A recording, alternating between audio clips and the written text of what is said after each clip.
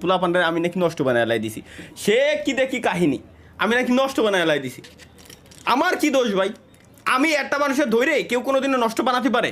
কোনোদিনও বানানো সম্ভব? কোনোদিনও বানানো সম্ভব না। সে ব্যক্তি যদি নিজে না চায় নষ্ট হবে, তার কোনোদিনও সম্ভব না।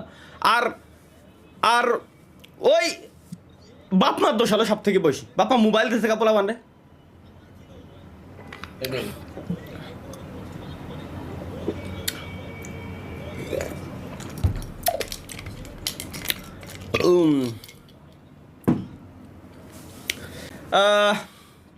ভাই 21 তারিখে এসএসসি পরীক্ষা ফেল করলে আম্মুরে কইয়া দিমু তোমার লাইভ দেখছি। সৈয়াদ ভাইয়া তুমি বেরোয় যাও ভাইয়া। দেখো শোনা, এরকম করে না বাবু, এরকম করে না, এরকম করতে হয় না। কিন্তু তুমি তোমার আমি একটু গুলুমুলু ভাইয়া, আমার গুলুমুলু ভাইয়া, এরকম কেউ কোনোদিনও করে? তুমি চলে যাও ভাইয়া, যাও লাইভ স্ট্রিম থেকে চলে যাও, তুমি পড়ালেখা করো। এসএসসি পরীক্ষা হচ্ছে এমন একটা পরীক্ষা যে পরীক্ষার পরে তুমি তোমার বন্ধু বান্ধবরে হারাই ফেলতে চলছো। এসএসসি পরীক্ষা হচ্ছে এমন একটা পরীক্ষা, এরপরেই তোমার ভিতরে অনেক কিছু বুঝদান চলে আসবে। এসএসসি পরীক্ষা হচ্ছে এমন একটা পরীক্ষা, এরপরেই তুমি তোমার লাইফ নিয়ে অটোমেটিক সিরিয়াস হয়ে যাবা।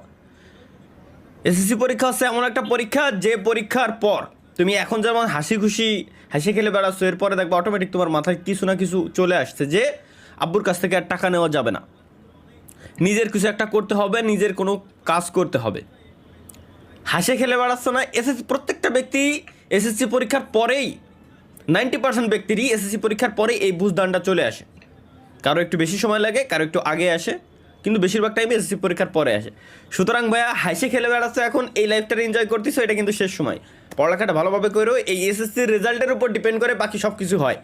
8-এর রেজাল্টও কোনো কাজে লাগে না, 5-এর রেজাল্টও কাজে লাগে না, 2-র রেজাল্টও কাজে লাগে না, 9-এর রেজাল্টও কোনো কাজে লাগে না। রেজাল্ট কাজে লাগে তো একটাই, এসএসসির তুমি কতটুকু শিক্ষা অর্জন করছো, এটা কাজে লাগে সবসময়। বুঝতে পারছো আশা করি। এবং শিক্ষার সঙ্গে কখনো তোমার জব সেক্টরে মেলাবা না যে তোমার ভালো রেজাল্ট করলে ভালো একটা জব পাবা। বাদ দাও, এরকম জব করেই না, কোনো দরকার নাই। শিক্ষাটা হচ্ছে এমন একটা জিনিস, তুমি পরীক্ষায় ফেল করো সমস্যা নাই, কিন্তু শিক্ষা অর্জন করো, জ্ঞান অর্জন করো। জব টোটালি আলাদা সেক্টর, ওইখানে এক্সপিরিয়েন্সের মূল্য আছে, শিক্ষার মূল্য দেয় না, এক্সপিরিয়েন্সের মূল্য দেয়। বুঝছো? এই আমিও কিন্তু আমাদের অফিসে আমি যখন ইন্টারভিউ নেওয়ার সময় তার রেজাল্টটা দেখি জাস্ট হচ্ছে রেজাল্টের উপর কি ডিপেন্ড করে, রেজাল্টের উপর ডিপেন্ড করে জাস্ট এতটুকুই যে সে কতটুকু শিক্ষিত এবং সে কেমন বুঝে, এইটুকুই, এছাড়া আর কিছুই না। আর কোন পর্যন্ত সে পড়ালেখা করছে। যখন সে দেখি যে বিএসসি কমপ্লিট করছে বা ডিপ্লোমা কমপ্লিট করছে বা এইচএসসি কমপ্লিট করছে, তখন বুঝে যায় যে মোটামুটি তার ভিতরে একটা বুঝদান আছে, তাকে আমরা ট্রেন করাইতে পারবো। বাট সে যদি এতটুকুই শিক্ষিত না হয়, তাহলে আমরা তারে ওই ট্রেনটা করাইতে পারবো না। দ্যাটস ওয়াই শিক্ষা অর্জন দরকার আছে। আর চাকরির সঙ্গে শিক্ষার এতটাও পারস্পরিক সম্পর্ক নেই।